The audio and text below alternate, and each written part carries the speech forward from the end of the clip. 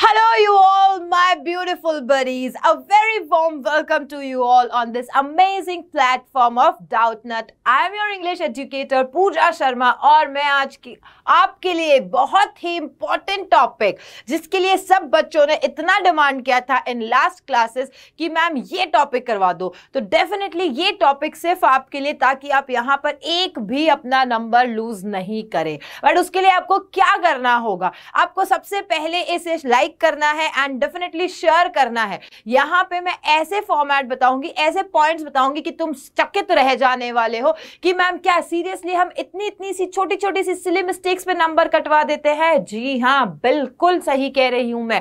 तो आपको क्या करना है, लेटर राइटिंग को समझना है अच्छे से, क्योंकि हम सोचते हैं कि जब हम लेटर्स लिख रहे हैं ना तो हमने सारी चीज जितना दिमाग में आ रहा है सब चीजें लिख दे और जहां जहां जो पढ़ा है वो सारा वहां पे लिख देना है। नहीं, आपको बहुत पर्टिकुलरली ध्यान रखना होता है अबाउट द फॉर्मेट कि फॉर्मेट कैसे लिखना होता है, और फॉर्मेट के ही आपके आधे नंबर मिल जाते हैं बच्चा। फिर तो क्या ही चाहिए तुम्हें, फिर तो तुम्हें कुछ अगर लाइंस बता दूं मैं कि ये लाइंस लिख के आ जाओगे तुम्हें को नंबर दे देंगे। तो बस दिल जीतना है तुम्हें लेटर राइटिंग में अपने एग्जामिनर का, और इसके लिए तैयार हो जाओ। Let's get started with this session with full enthusiasm. देखो, लेटर राइटिंग की बात आती है तो मुझे एक खत बहुत याद आता है। कौन सा गाना है वो गाना है, लिखे जो खत तुझे वो तेरी याद में हजारों रंग के नजारे बन गए। बट आपको वहां पे गाना नहीं लिखना है और ना ही यहाँ पे ये वाला खत है जो यहाँ पे इन सॉन्ग्स में बताया जा रहा है। ये जो खत हैं आपके, यानी कि जो फॉर्मल लेटर्स होते हैं या हम इनफॉर्मल लेटर्स की बात करते हैं, वो दो टाइप होते हैं। किसमें? लेटर राइटिंग में। तो लेटर राइटिंग में जब मैं बात करती हूं तो मैंने क्या बताया आपको लेटर राइटिंग में, that there are two kinds of. हमेशा याद रखो, आपको ये चीजें थोड़ी सी मुश्किल कर देती हैं। आप सोचते हो कि मैम लेटर राइटिंग में ये कौन सा होता है, कौन से के अंदर कौन सा क्या आता है, सब बता दूंगी, डोंट वरी। जब आप लेटर राइटिंग की बात करते हो, ये मैंने लिखा है यहाँ पे लेटर राइटिंग, तो यहाँ पे आपको दो चीजें पर्टिकुलर ध्यान रखनी है। What are these two things? जब सबसे पहले मैं बात करती हूँ आपके, तो पहली बात आएगी आपके पास में, वो आएगी फॉर्मल और दूसरी आएगी इनफॉर्मल लेटर। फॉर्मल लेटर आप ना एप्लीकेशन पे अटक जाते हो, आप फिर समझते हो कि मैम ये तो लेटर करवा रहे हो आप, है ना, एप्लीकेशन का है। हमारे तो एग्जाम में हम एप्लीकेशन देखते हैं, है ना, यही दिमाग में आता है ना कि मैम एप्लीकेशन कराओ, एप्लीकेशन कराओ, एप्लीकेशन कराओ, आप तो लेटर करवा रही हो। बेटा, application is a part of a letter, वो इसी का एक भाग होता है। तो फॉर्मल राइटिंग की बात करते हैं, एक तो आता है फॉर्मल लेटर और एक आता है इनफॉर्मल। अब नाम से समझो, तुम नाम से ही समझो। फॉर्मल जो है वो किसके लिए यूज किया जाता है, फॉर्मल राइटिंग किसके लिए यूज किया जाएगा? जो रेप्यूटेड पोस्ट पे है, जो कोई अथॉरिटी है या फिर कहीं पे चीफ है, वो उनके लिए यूज किया जाता है। स्कूल का प्रिंसिपल भी तो एक बहुत बड़े पोस्ट पे होते हैं, तो उनको क्या लिखोगे? उनको फॉर्मल लेटर्स लिखोगे। और इनफॉर्मल लेटर्स किसको लिख के आओगे? किसको? अपने फ्रेंड्स को, अपने फैमिली मेंबर्स को, रिलेटिव्स को। तो ये सारे पार्ट आते हैं इनफॉर्मल में। यहां तक समझ में आ गया? अब फॉर्मेट जो है वो लगभग सिमिलर रहता है ना। हमें क्या बात करनी है? फॉर्मेट की बात करनी है, क्योंकि नंबर तुम्हारा पूरा फॉर्मेट ले आएगा। ये सिर्फ तुम्हें अभी थोड़ा सा बताती हूं कि ताकि तुम्हें ना रिलेट कर पाओ कि हाँ मैम बचपन से हमने ये सारी चीजें पढ़ी तो है, लेकिन दिमाग में घर कर नहीं पा रही है, हम टाइम से इसे समझ नहीं पाते हैं। अब जब मैं फॉर्मल लेटर की बात करूंगी, आज मैं किसकी बात कर रही हूँ? अभी फॉर्मल लेटर की बात करती हूँ। तो इसमें भी ना 4 टाइप्स ऑफ लेटर्स आते हैं। कितने टाइप ऑफ लेटर्स आते हैं? 4 टाइप्स ऑफ। बट पहले मैं आपको ये बताऊं कि 4 टाइप क्या आते हैं। उससे पहले ये लेटर लिखा क्यों जाता है, लिखा क्यों जाता है भाई, पर्पस क्या है लेटर लिखने का? जब तुम लेटर की बात करोगे तो सबसे पहले उसमें आपको ध्यान होना चाहिए कि व्हाट्स द पर्पस, क्या पर्पस है, क्यों लिखा जा रहा है, किसे लिखा जा रहा है ना, हु किसे लिखा जा रहा है, या फिर टू होम जिसे कहते हो, किससे लिखा, किसके द्वारा लिखा जा रहा है, ये भी पता होना चाहिए। एंड बेसिक चीजें जो होती है, क्या होता है इसके अंदर कि कहां पे लाइन ड्रॉप करना है, कहां लाइन नहीं छोड़ना होता है, कौन सी की स्पेलिंग, ग्रामर, ये सारे पॉइंट्स बहुत इंपॉर्टेंट होते हैं। जो एक्यूरेसी के नंबर्स होते हैं वो तुम्हारे ग्रामर और स्पेलिंग से आते हैं, ध्यान रखना। तो तुम अगर वहां पे कुछ लिख रहे हो, ऑन द स्पॉट तुम्हें कोई वर्ड याद आ रहा है, उस पे नहीं जाना है तुम्हें, अभी वही करो जो तुम्हें यहाँ पे प्रॉपर एक तरीके से दिखाया जाए। जब तुम्हारे पास में पूरा प्रोग्राम प्रैक्टिस के फॉर्म में होता है ना, तो तुम उसको वहां पे लिखोगे ना तो कंफ्यूजन नहीं होगा। वहां तुम्हारे दिमाग में आते हैं 3-4 थॉट्स अलग कि ये भी लिख दूं, वो भी लिख दूं, वैसे भी लिख दूं, वहां पे गड़बड़ हो जाती है ना। तो आप जो प्रैक्टिस कर रहे हो उसी को वहां पर करना है। एक तो बच्चे क्या करते हैं, वहां पे या तो ब्लैंक आउट हो जाएंगे या ओवर स्मार्ट हो जाते हैं। देखो बुरा मत मानना, बट सत्य है, ये हमारे साथ में भी हुआ था कि हम सोचते अरे ये तो बहुत ईजी था यार, यहाँ पे मेरे को और ज्यादा लिखना चाहिए। वर्ड लिमिट को हम स्किप कर जाते हैं, वर्ड लिमिट को ध्यान रखना होता है तुम्हें। तो हर एक चीज के लिए जो इंपॉर्टेंट है तुम्हारे लिए, वो हर एक चीज यहाँ पे इस सेशन में बता रही हूं मैं तुम्हें। छोटी छोटी सी जो माइन्यूट सी सिली सी मिस्टेक्स करते हो ना, उससे कैसे बचना है वो भी बताऊंगी मैं तुम्हें। तो मैंने तुम्हें बताया पर्पस, सबसे पहले ये ध्यान होना चाहिए पर्पस। जब तुम्हें पर्पस पता चल जाता है ना, तब तुम क्या कर पाते हो, पर्पस से तुम अपने जो लेटर है उसकी बॉडी लिख पाते हैं। बॉडी पार्ट जहां पे कंटेंट जाता है, और हु में क्या हो जाएगा कि आप किसको भेज रहे हो, है ना। रिसीव करने वाला कौन है इस एड्रेस को, जब तुमने क्वेश्चन में से ये निकाल लिया फिर क्या बचा, बाकी तो सब कुछ ही क्वेश्चन में दिया हुआ है। तो लेटर राइटिंग में हमने यहाँ पे 2 बातें कर ली है अभी तक कि फॉर्मल लेटर्स होते हैं, इनफॉर्मल लेटर्स होते हैं, राइट। और जब मैंने फॉर्मल लेटर्स की बात बता दी तुम्हें, तो फॉर्मल लेटर्स में तुम्हें मैंने ये समझाने की कोशिश की कि कैसे जो फॉर्मल लेटर्स होते हैं वो आपको हेल्प करते हैं। चलिए आगे बढ़ती हूं, मैं आपको यहाँ पे बात बताती हूं कि फॉर्मल लेटर्स में कौन कौन से लेटर्स आते हैं। When I talk about formal letter, तो फॉर्मल लेटर में कौन सा आएगा, फर्स्टली आता है लेटर टू एडिटर, जो सबसे ज्यादा क्या कहते हैं हम, कॉमन है। लेटर टू द एडिटर सबसे पहले हम देखते हैं, ये वाला सबसे ज्यादा कॉमन है। भाई तुम इसकी तो प्रिपरेशन करके ही जाना, आप ना कुछ करो ना करो, लेकिन लेटर टू द एडिटर तो करके जाना। चाहे वो तुम्हें ऑप्शन में जरूर से दिखेगा, है ना, वहां तुम्हें ऑप्शन में दूसरा दिख सकता है कुछ भी, लेकिन लेटर टू द एडिटर तो जरूर दिखेगा। इसीलिए सारे स्टूडेंट्स को मैं कह रही हूं फिर से इसकी प्रैक्टिस जरूर करना। एक होता है लेटर टू द एडिटर, फिर अगर हम बात करते हैं तो एक आ जाता है आपके इंक्वायरी लेटर। इंक्वायरी की जाती है, इंक्वायरी का मतलब क्या हुआ, पूछताछ, है ना, पूछताछ का लेटर क्या होता है। एक होता है कंप्लेंट लेटर।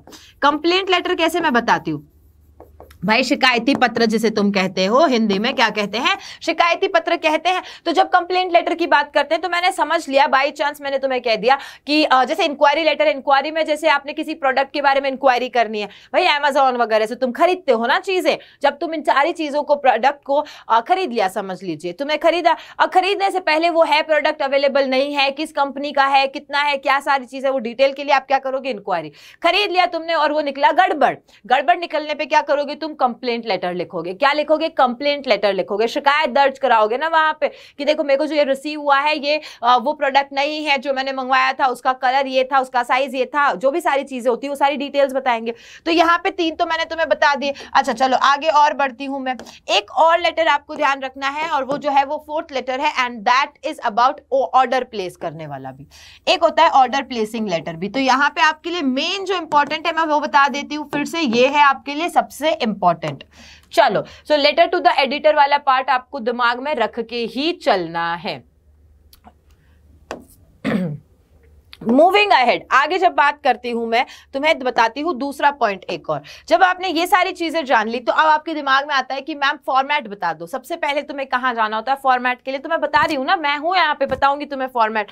तो फॉर्मेट से पहले आपको ना कुछ चीजें ध्यान रखनी होती है कि कहां पे लाइन छोड़ना है, कहां लाइन नहीं छोड़ना होता है ना। Leave a line, do not leave a line, यहाँ पे आपको कैसे लिखना है, तो वो सारी चीजें मैं यहाँ पे बताते लिखते लिखते आपको सारी चीजें समझा दूंगी। अभी भी अगर तुम नोटबुक पेन के साथ में नहीं बैठे हो, भाई 1 सेकंड का मैं वेट कर लेती हूँ, हो गया 1 सेकंड मैं 1 मिनट का वेट करती हूँ। फटाफट से भाग के नोटबुक पेन लेके आओ और अपने फोन को हॉरिजॉन्टल मोड पे रख दो, और फिर जैसे जैसे मैं लिख रही हूँ वैसे वैसे तुम लिखो जल्दी से, कोई कमेंट्स नहीं, कुछ नहीं, सिर्फ और सिर्फ आज तुम्हें अपने नंबर फिक्स करने हैं कि हमारे ये नंबर जो लेटर के हैं वो कहीं नहीं जाने चाहिए। सबके आ सकते हैं तो हमारे भी फुल आ सकते हैं ना, क्यों नहीं आ सकते फुल। तो बिल्कुल से मैं आपके लिए 1 मिनट के लिए वेट कर रही हूं फटाफट से, और हम क्या कर देखेंगे अब फॉर्मेट साथ साथ में लिखोगे तुम लोग, है ना। सिर्फ फॉर्मेट समझ लोगे, हाफ ऑफ द मार्क्स आपके हैं। मैं फिर से बता रही हूं, इतना इंपॉर्टेंस होता है इसमें फॉर्मेट का। फटाफट से लेके आओ नोटबुक पेन जल्दी से। चलिए, आई होप सबने ले आए होंगे। सबसे पहले आप क्या लिखेंगे, sender's address. Sender's address, confusion नहीं करेंगे। सबसे पहले मैं ये शॉर्ट में लिखी हूं, सेंडर्स एड्रेस लिखेंगे। सेंडर्स एड्रेस मतलब क्या हुआ, भेजने वाले का, भेजने वाले का, है ना। तो यहां पे आपने लिखा सबसे पहले क्या, सेंडर्स एड्रेस। जब सेंडर्स एड्रेस लिख दिया, मैं यहां पे तुम्हारे को जहां जहां लाइन ड्रॉप करना है, अगेन बोल रही हूं, जहां जहां तुम्हें लाइन ड्रॉप करना होगा, मैं वहां पे ऐसे एक लाइन क्लिक कर दूंगी। ओके, एक लाइन अंडरलाइन की तरीके से एक लाइन बना दूंगी कि यहां पे तुम्हें लाइन ड्रॉप करना है, जरूरी है। उसके नंबर कटते हैं बच्चा, बच्चे क्या करते हैं, मैं सिंपल सा एक और एग्जांपल देती हूं। यहां पे let me tell you,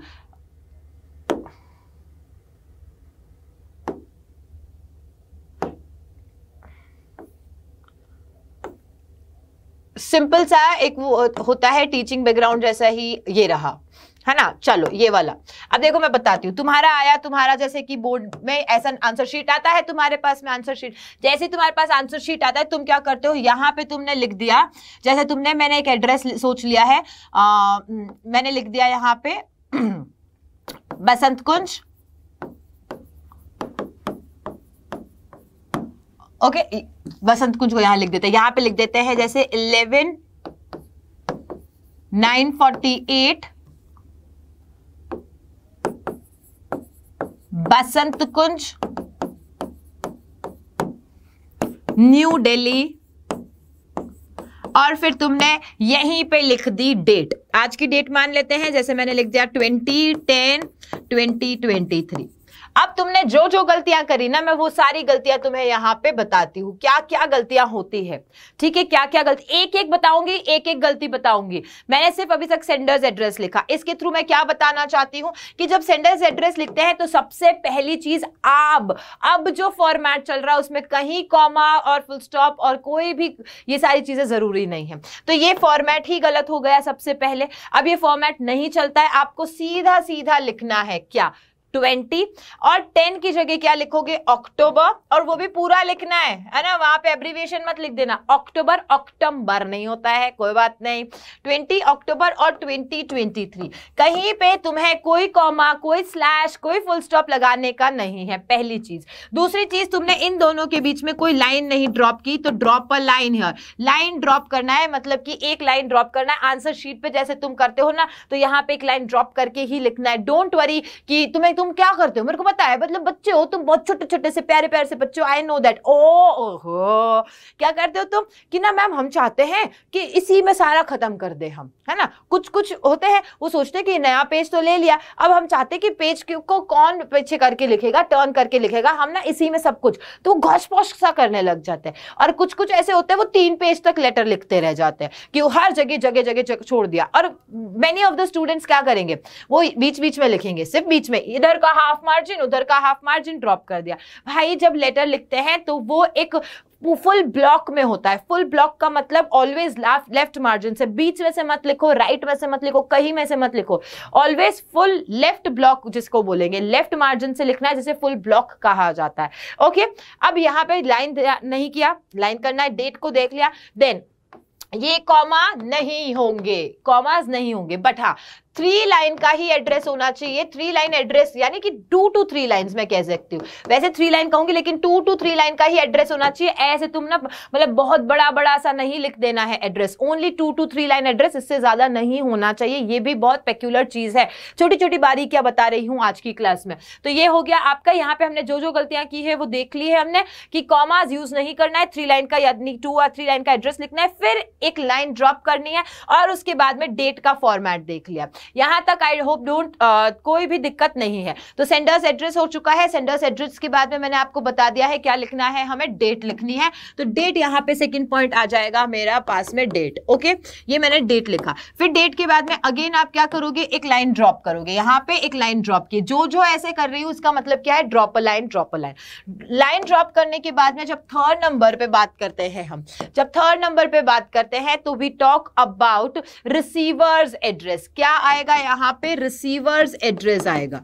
okay, ये सेंडर्स एड्रेस की जगह कहीं पे तुम्हें अगर राइटर्स एड्रेस भी दिखाई दे तो भी वही सेम होता है। समझो कंसेप्ट क्या है भाई, सेंड करने वाला मैं, लिखने वाला भी मैं, तो दोनों का एड्रेस सिमिलर ही होगा ना। तो कोई भी यहाँ सेंडर्स एड्रेस की जगह कहीं पे भी रिसीवर्स एड्रेस मत कर देना, बस इतना ध्यान रखना। रिसीवर्स एड्रेस मतलब कौन है? जिसको तुम लिख रहे हो, ये तुम लिख रहे हो और जिसको तुम लिख रहे हो, जो रिसीव करेगा, जो प्राप्त करेगा, उसके बारे में यहाँ पे एड्रेस लिखना है। जो सब कुछ तुम्हें दिया होगा, तुम्हें अपने मन से कुछ नहीं सोचना है, वो सब कुछ तुम्हें दिया हुआ होगा। ओके, फिर आ जाएगा क्या यहाँ पे, एक और ड्रॉप अ लाइन है। क्या आ गया? Again drop a line. अब क्या आता है? अब जो आता है वो फोर्थ पॉइंट होता है, और फोर्थ पॉइंट आपके पास में आता है क्या?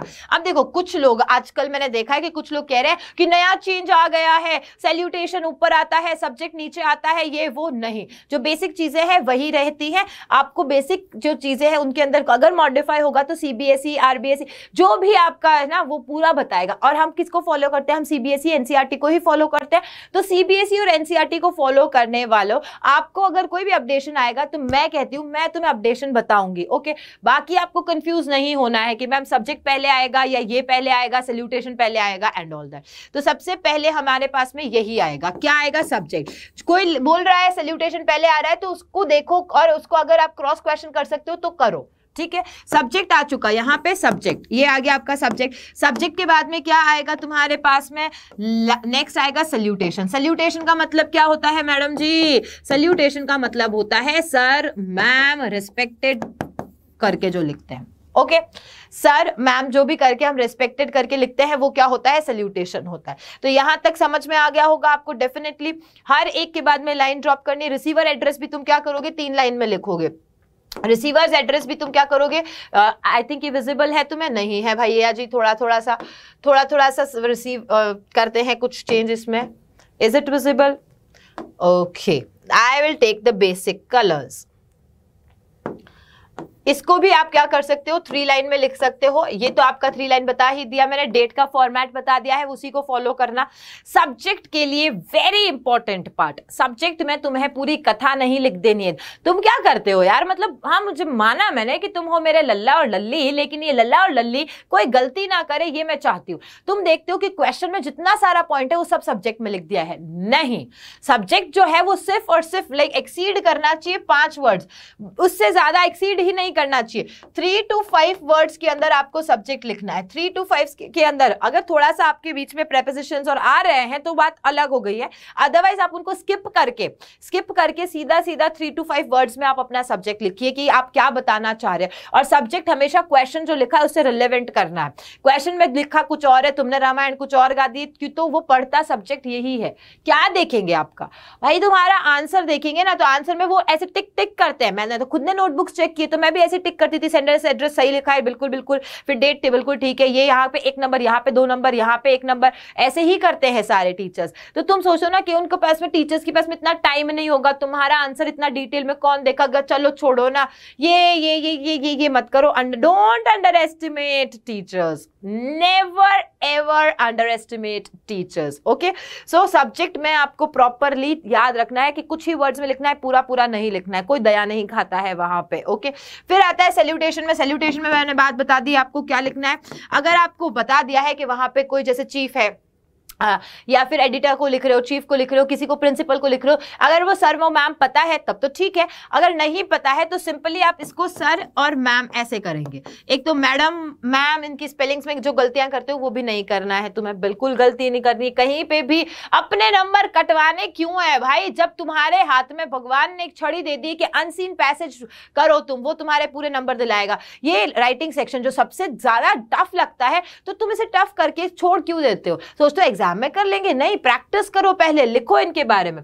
फटाफट से स्क्रीनशॉट लेना है, स्क्रीनशॉट ले लो, लिखना है लिख लो, जल्दी से करो ये सारा काम फटाफट से।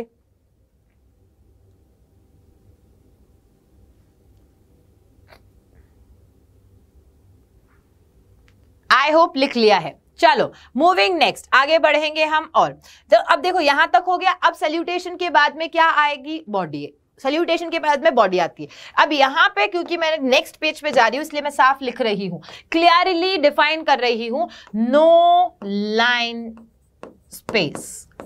यानी आपको सैल्यूटेशन के जस्ट नीचे से ही लिखना है, नो लाइन ड्रॉप करना है तुम्हें। नो लाइन ड्रॉप का मतलब क्या हुआ कि आपको यहां पे लाइन ड्रॉप नहीं करनी है। सैल्यूटेशन के जस्ट नीचे ही क्या आएगा, बॉडी आएगी। सैल्यूटेशन के जस्ट नीचे क्या आ जाएगी, बॉडी आ जाएगी। ओके, तो 6th पॉइंट यहां पे अब नेक्स्ट में लिख लेते हैं हम। अच्छा, हमें चेंज करना है जी जनाब।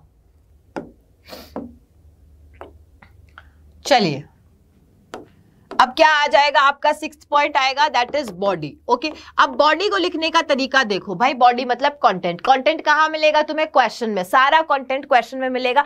लेकिन कुछ कुछ बच्चे क्या करते हैं, एक ही पैराग्राफ में सारा कंटेंट लिखने की कोशिश कर लेते हैं कि चलो एक ही पैराग्राफ में सब लिख डाल लेते हैं, है ना, और वो जगह नहीं छोड़ते। कुछ कुछ बच्चे क्या करते हैं, वो करेंगे पॉइंट्स में बना देंगे। ओके, तो मैं यहां पे लिख रही हूं, don't write in one paragraph. Okay, इसका मतलब क्या है, तुम्हें एक पैराग्राफ में नहीं लिखना है। दूसरा पॉइंट क्या है, डोंट राइट इन पॉइंटर्स। कुछ कुछ बच्चे ना वहां यहां पे भी बॉडी में first point, second point, third point, fourth point ऐसे करके लिखेंगे। नहीं नहीं नहीं, नहीं करना है ऐसा। Okay, don't write in points, यहां पे पॉइंट में भी नहीं लिखना है। तो ये कुछ चीजें आपको याद रखनी होती है। अभी क्या करना है क्या नहीं करना है, इसका हाई टाइम हो गया है जानने का तुम्हारा। आज से भी तुम प्रैक्टिस करते हो, अपना 10 दिन तक 15 दिन तक प्रैक्टिस करते हो, तो कब तब जाके तुम्हारे हाथ में वो कमांड आएगी कि yes we can do that. इतना ईजी भी नहीं है कि तुम्हें इतने सारे मार्क्स ना इजीली मिल जाए। तो बॉडी वाले पार्ट में तुम्हें क्या करना है, always divide it into 3 parts. Body के पार्ट को यानी 3 पैराग्राफ में लिखो। ऑलवेज कितने पैराग्राफ में लिखोगे तुम, 3 पैराग्राफ्स में लिखोगे। ओके, 3 पैराग्राफ्स में सबसे पहला इंट्रोडक्शन लिखोगे तुम। इंट्रोडक्शन में क्या आ जाएगा कि भाई हम जो बात कर रहे हैं, जिसके बारे में बात कर रहे हैं उसके बारे में बात बताएंगे। ओके, फिर सेकंड में आप क्या दोगे, उसका पूरा डिटेलिंग दोगे कि जो हम बात करने जा रहे हैं उसके बारे में ये बात है, यहाँ पे ये चीजें हुई है। सिंपल सा एग्जांपल देती हूँ, पोल्यूशन के बारे में बोल दिया तुमने। आसपास में जैसे तुम लोगों के बहुत इजी आते हैं, वैसे ज्यादा टफ नहीं आते तुम्हारे। चलो, तुमने किसी की कंप्लेन के लिए लिख दिया है, तो अभी तुम्हारे एग्जाम से आसपास में डीजे बज रहे हैं, तो तुम लोग कंप्लेन कर देते हो। ऐसा सारी चीजें देखने को मिलती है। तो जो भी है, या अभी तुमने देखा है कि बहुत ज्यादा एक्सीडेंट्स हो रहे हैं, एक्सीडेंट्स के बारे में, तो उनका पहले इंट्रोडक्शन देना है। धरते में ही तुम्हें उनसे लड़ नहीं लेना है जाकर के कि तुम्हें ऐसा करना चाहिए, तुम इतनी बड़ी पोस्ट पे हो तो तुम्हें इतना तो पता होना चाहिए। नहीं नहीं नहीं। ओके, माना अग्रेसिव होना, मतलब अग्रेसिव होना माना कि ठीक है कभी कभी, बट आपको बहुत पोलाइटली बात करना। भाई वो आपसे बहुत बड़े हैं, रेप्यूटेड पोस्ट पे है, तो इंट्रोडक्शन दो। इंट्रोडक्शन के बाद में तुम क्या लिखोगे, डिटेल लिखोगे, और डिटेल के बाद में तुम लास्ट में कंक्लूड भी करोगे। कंक्लूजन में क्या करोगे, कंक्लूड करते हुए सारांश बताओगे कि भाई हमने ये जो सारा लिखा है इसका सारांश ये है। और अगर आपके पास में उनको देने के लिए कोई सजेशन है तो वो सजेशन भी कहाँ इंक्लूड कर लोगे, इसी में इंक्लूड कर लोगे। फिर से बता रही हूं, पैराग्राफ 3 ही लिखने हैं। अपने आप को कैसे भी करके अभी से प्रिपेयर कर लो कि कोई टॉपिक आता है, पैराग्राफ तो मैं 3 लिखूंगा। 3 तो पैराग्राफ लिखनी है। पहला इंट्रोडक्शन दूंगा टॉपिक का, जो भी सब्जेक्ट के बारे में बताना है। सेकंड, उसकी डिटेल्स प्रोवाइड कराएंगे हम, और थर्ड उसके अंदर कंक्लूड करेंगे कि आखिरकार इसका मसले का सारांश क्या है। आया बात समझ में? ये मैंने यही बता दी है तुम्हें बॉडी। अब बॉडी के बाद में फिर से तुम क्या करोगे, एक लाइन ड्रॉप करनी है। क्या करनी है तुम्हें, यहाँ पे एक लाइन ड्रॉप करनी है। जब तुमने लाइन ड्रॉप कर दी, इसके बाद में क्या आएगा, जल्दी से सोचो क्या लिखते हैं, थैंक यू, है ना, ऐसा ही करके। अच्छा, अब जब कंक्लूजन में, एक तो चीज क्या होती है कि कंक्लूजन में लिख दिया, एक होती है उसके बाद में क्लोजिंग एंडिंग, जैसे बोलते हैं क्लोजिंग या एंडिंग भी बोला जाता है। ठीक है, वो वाली क्लोजिंग और एंडिंग आप लिखते हो किसमें, इनफॉर्मल में। जैसे हम कहते हैं कि भाई क्या बोलते हो तुम, बड़ों को प्यार देना। मैं हिंदी में थोड़ा सा सोचने में थोड़ा सा बिजी हो जाती हूँ ना, बड़ों को प्यार नहीं, बड़ों को प्रणाम और छोटों को प्यार देना, ऐसा करके कुछ लिखते हो। उसी को हम कहते हैं क्लोजिंग या एंडिंग लाइंस कहते हैं। उसी को क्या कहते हैं, क्लोजिंग या एंडिंग लाइंस लिखते हैं। लेकिन अब यहाँ पे जो हमारा फॉर्मल वाला है उसमें तुम क्या बड़ों को प्यार दोगे, नहीं दोगे। तो यहाँ पे तुम क्लोजिंग करते हो, और इस क्लोजिंग में तुम जनरली एक लाइन लिख देते हो, थैंकिंग यू। क्लोजिंग में क्या लिख दोगे तुम, थैंकिंग यू। याद कर लेना इन शब्दों को, है ना, बाय हार्ट लर्न कर लेना। It is going to help you a lot, बहुत मदद करेंगे। जब थैंकिंग यू कर दिया, अब उसके बाद में नेक्स्ट पॉइंट क्या आएगा तुम्हारा, नेक्स्ट पॉइंट आता है तुम्हारा 8th पॉइंट। और 8th पॉइंट में तुम क्या लिखोगे, 8th पॉइंट में तुम सिंपली लिख दोगे अपना योर्स फेथफुली सिंसियरली, जो भी तुम्हें पॉइंट लिखना है वो लिख देना है। Okay, is that clear to you all? अब देखो इसी क्लोजिंग में थैंकिंग यू लिख दिया, फिर आपने 8th पॉइंट बता रही थी मैं तुम्हें, जिसमें तुम क्या लिख देते हो, अपना name, your name and yours faithfully लिखो। यहां लिखोगे योर्स फेथफुली, पूरा इसलिए लिख रही हूं मैं, यहां पे टैग लगा देती हेडिंग का ना, तो तुम स्पेलिंग में मिस्टेक करते।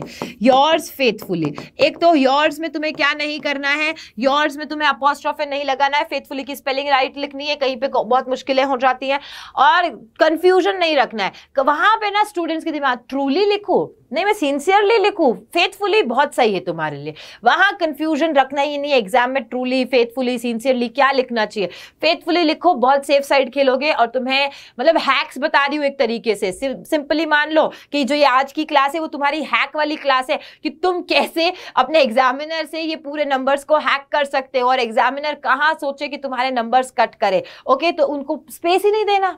Why to give space? भाई अपने आप को प्रो समझो और अपनी प्रैक्टिस को रखो। जब तक तुम नहीं करोगे ना प्रैक्टिस, तुमने सोच लिया फॉर्मेट कर लिया हो जाएगा, मैं फिर दावा कर रही हूं मेरी लाइव क्लास है इसमें, नहीं नहीं नहीं, तुम सोच रहे हो सिर्फ फॉर्मेट से हो जाएगा, नहीं होगा। तुम सोच रहे हो फॉर्मेट देख लिया 3-4 अगर हमने लेटर्स रीड कर लिए हो जाएगा, रीडिंग से भी नहीं होगा जब तक तुम खुद नहीं लिखते हो। So write your answers by yourself. Yours faithfully लिख दिया तुमने, योर्स फेथफुली के बाद में तुम क्या लिखोगे, अपना नेम लिखोगे, है ना, नेम है, सिग्नेचर है, तो यहां पे आ जाएगा तुम्हारा सेंडर्स नेम। क्या आ जाएगा 9th पॉइंट पे, सेंडर्स नेम आ जाएगा यहाँ पे। तो तुमने अपना नाम लिख दिया, अगर कोई अच्छी डेजिग्नेशन पे हो, पोस्ट पे हो, मतलब वहां पे बता दिया कि भाई तुम एक न्यूज़लेटर रिपोर्टर हो, जर्नलिस्ट हो, या कोई एक्टिविस्ट हो जो समाज में चेंजेस लाने के लिए बहुत काम करते रहते हैं। अगर ऐसी कोई पोस्ट दी हुई है that you are this this this, तब तो तुम्हें यहाँ पे अपनी पोस्ट को, डेजिग्नेशन को बताना है, और नहीं दिया है तो लीव इट। अगर नहीं दिया है तो इस डेजिग्नेशन को leave it, as it is इसको लीव कर देना। अगर दिया है तो तुम्हें डेजिग्नेशन बताना पड़ेगा। ओके चलो, अब यहां तक तो तुम्हें मैंने पूरा पूरा बात बता दिया। अब आती है मेन और इंपॉर्टेंट बात, क्या कि ये तो हो गए मैम हमारे। अब मैम कभी हमसे थोड़ा सा ऊपर कहीं पे लाइन नहीं ड्रॉप हुआ तो, या हमने बॉडी में ये 3 पैराग्राफ नहीं लिखे तो मैम क्या हमारे नंबर कट जाएंगे, मैम क्या हमको इसमें आधे मार्क्स भी नहीं देंगे क्या? तो मैं तुम्हें यहां पे ही बता देती हूँ कि हर एक पॉइंट में कहां कहां नंबर मिलेगा। पूरा जो फॉर्मेट है आपका, जो ये पूरा फॉर्मेट है, मैं इसको डिलीट कर देती हूं यहीं से।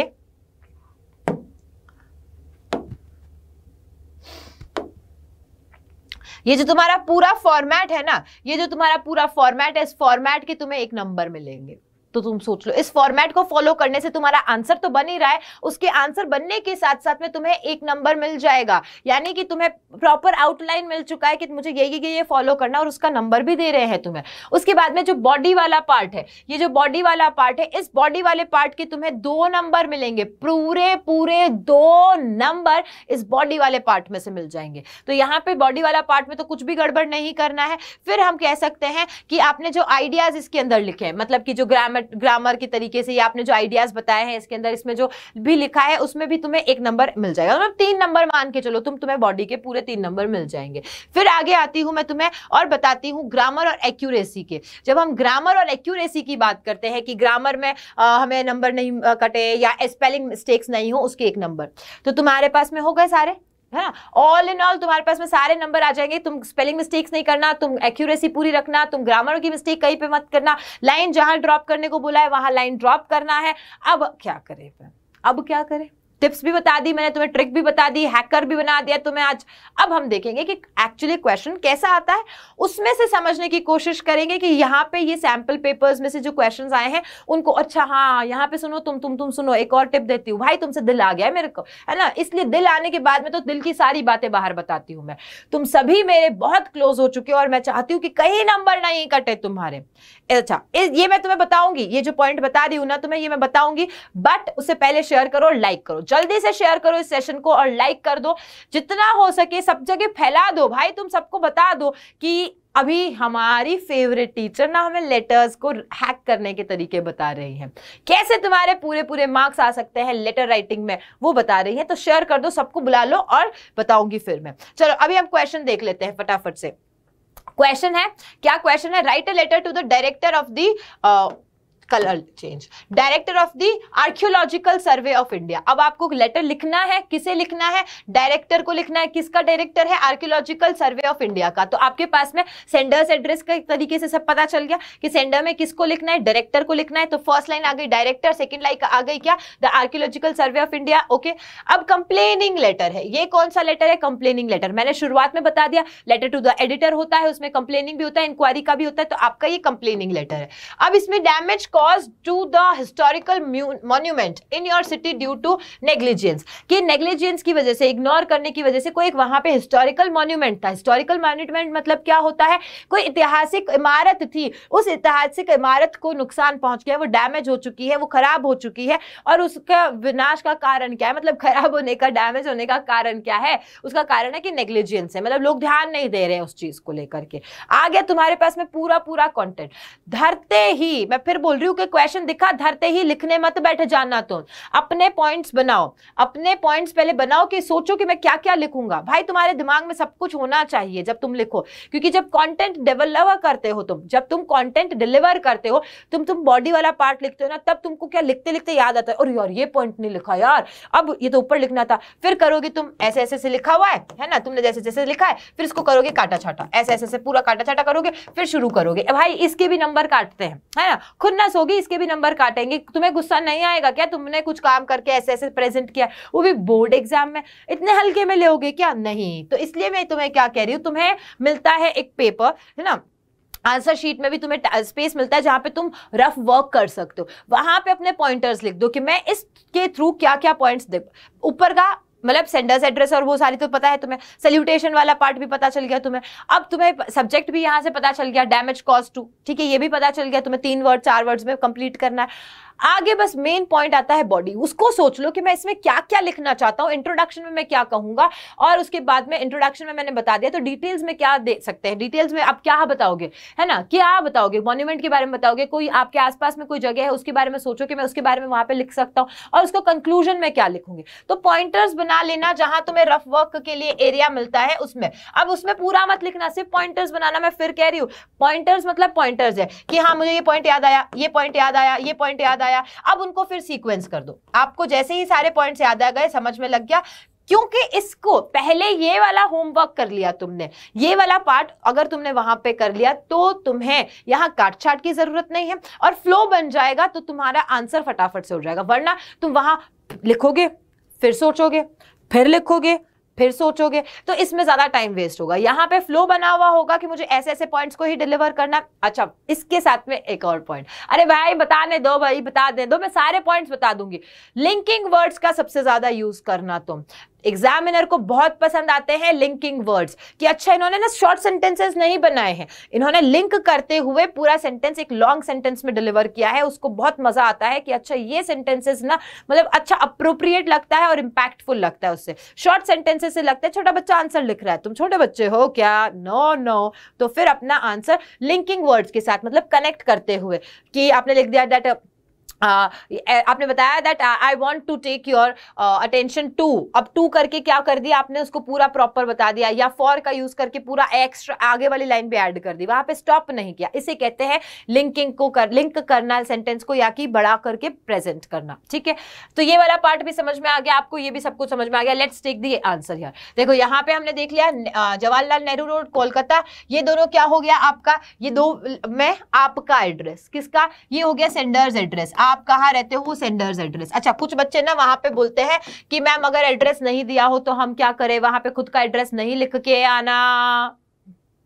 ये आंसर शीट आपकी किसी समवन स्पेशल को थोड़ी ना जाएगी कि तुम्हारे पास में वो मिलने आएंगे। अगर एड्रेस नहीं दिया है तो एग्जामिनेशन हॉल लिख के आओगे, एड्रेस नहीं दिया है तो एग्जामिनेशन हॉल लिख के आओगे। खुद का कोई भी पर्सनल डिटेल्स वहां शेयर नहीं करनी होती है, वो कोई जगह है वहां पे तुम जहां पे पर्सनल डिटेल्स शेयर करोगे, और कहीं कर लो भाई, इंस्टा की बायो में लिख दो कि मैं कहाँ रहता हूँ, वो वहां पे डाल दो, यहाँ नहीं डालना। ओके, फिर डेट, जो डेट है वही डेट डालनी है। ओके, देन आता है देखो the director archaeology geological survey of India Kolkata आ गया। तो ये 3 एड्रेस में ये किसका हो गया, ये रिसीवर्स का, 3 लाइन में सॉरी, रिसीवर्स एड्रेस आ चुका तुम्हारे पास में कि रिसीवर का एड्रेस कहां दिया था, ये हमने हमारे क्वेश्चन में से लिया। फिर देखो मैंने यहाँ पे छोड़ा है ना, यहाँ पे मैंने लाइन ड्रॉप किया है, तो लाइन करना है यहाँ पे ड्रॉप आपको। फिर सब्जेक्ट लिखा डैमेज कॉज टू मॉन्यूमेंट, कितने 4 वर्ड्स में, डैमेज कॉज टू मॉन्यूमेंट। यहाँ पे ऐसा ही लाइन लिखना है जो आपके क्वेश्चन में है, दिमाग मत चलाना ज्यादा कि तुम उसको और ज्यादा मैनिपुलेट करके लिखो, कुछ और चेंजेस करके बड़ी लाइनें नहीं लिखनी है, बड़ी लाइनें और इसी तरीके से लिखना है।